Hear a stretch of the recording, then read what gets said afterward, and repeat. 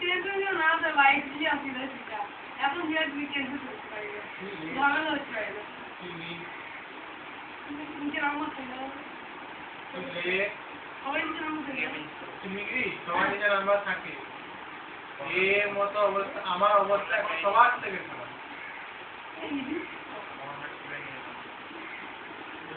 বাড়িতে বলে আসবে বাড়িতে যাই তো কোথাও নেই কি স্যামসাং গ্যালাক্সি না